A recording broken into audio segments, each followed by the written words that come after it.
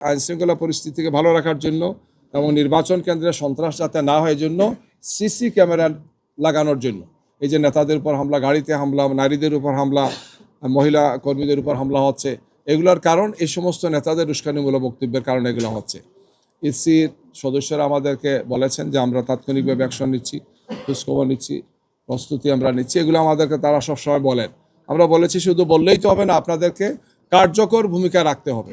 জাতি দেখতে চায় যে একটি সুন্দর নির্বাচনকে, একটি উৎসবমুখ পরিবেশে যে নির্বাচন হতে যাচ্ছে সেটাকে নষ্ট করার জন্য, প্রশ্নবোধক করার জন্য যে বা যারা কাটছেন তারা ফেসিবাদের দূষর হিসেবে যদি আইনশৃঙ্খলা বাহিনীর ভিতরে ঘাপটি মেরে থাকেন তাহলে তাদেরও চিহ্নিত করা উচিত, তাদেরকে চিহ্নিত করে আইনের মুখোমুখি করা উচিত। আমরা এর সাথে আরও কয়েকটি বিষয় তাদের দৃষ্টি আকর্ষণ করেছি, আপনাদের সেটা বলতে চাই। সেটি হচ্ছে আমরা বডি ক্যামেরা একটা তালিকা দেখেছি, ইসি দিয়েছেন, আপনারা তো ওয়েবসাইটে দেখবেন। কিছু কিছু আসনে অস্বাভাবিক বেশি, কিছু কিছু আসনে অস্বাভাবিক কম।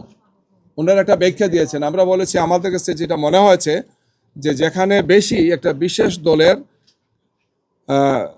একটা দলের এখানে অবস্থাটা মানে ভালো, আবার যেখানে কম সেখানে আরেকটা দলের অবস্থা ভালো। এতে বোঝা যাচ্ছে বিশেষ কোনো দলকে সুবিধা দেওয়ার জন্য এই ধরনের বেশি অথবা কম করেছেন কিনা। ওনারা একটা ব্যাখ্যা দিয়েছেন, আমরা মনে করেছি যে না, এটা আপনাদের দেখা উচিত। ওনারা বলেছেন যে আমরা আরও অনেকগুলো ব্যবস্থা রেখেছি। আমরা বলেছি যে আপনাদেরকে আমরা মানে রিপিটেডলি বলেছি যে আইনশৃঙ্খলা পরিস্থিতিকে ভালো রাখার জন্য এবং নির্বাচন কেন্দ্রে সন্ত্রাস যাতে না হয় জন্য সিসি ক্যামেরা লাগানোর জন্য। ওনারা বলেছেন যে আমরা এই পরামর্শের ভিত্তিতে বসেছি, আলোচনা করেছি, দিয়েছি, কিন্তু আমরা দৃশ্যমান খুব ভালো দেখতে পাচ্ছি না। ওনারা বলেছেন যে দিয়েছেন, আমরা বলেছি যে না, ভিতরে বাইরে সব জায়গাতেই এটা থাকতে হবে, যাতে কোনো মানুষই সেখানে গিয়ে ক্ষতিগ্রস্ত আমরা চাই না। একজন মানুষ ভোট দিতে যাবেন, একজন ভোটার ভোট দিতে যাবেন, তিনি শান্তিপূর্ণ পরিবেশে দিবেন, কোনো ধরনের কোনো সন্ত্রাসী আক্রমণের শিকার তিনি যাতে না হন, এই ধরনের সন্ত্রাস করার ইচ্ছাও যাতে তার মাথায় না থাকে, এই ধরনের একটা সুন্দর পরিবেশ, শান্তিপূর্ণ পরিবেশ নিশ্চিত করার জন্য আমরা তাদেরকে বলেছি।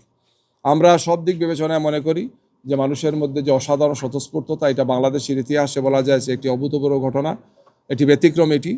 এটিকে রক্ষা করার দায়িত্ব হচ্ছে ইসির, সরকারের, সংশ্লিষ্ট যারা আছেন তাদের সবার, আমরা যার রাজনৈতিক দলে যারা আছে তাদের সবার দায়িত্ব। আমরা আগামীকালকে বলেছি যে সর্বপর্যায়ে যাতে বিশেষ করে আমাদের এজেন্টদেরকে বিভিন্ন জায়গায় যেগুলো হুমকি দেওয়া হচ্ছে, ঢুকতে দেওয়া না, তাকে কাজ করতে দেওয়া, এই সমস্ত কথাগুলো বলেছি। ওনারা বলেছেন যেগুলো ব্যবস্থা নেবেন।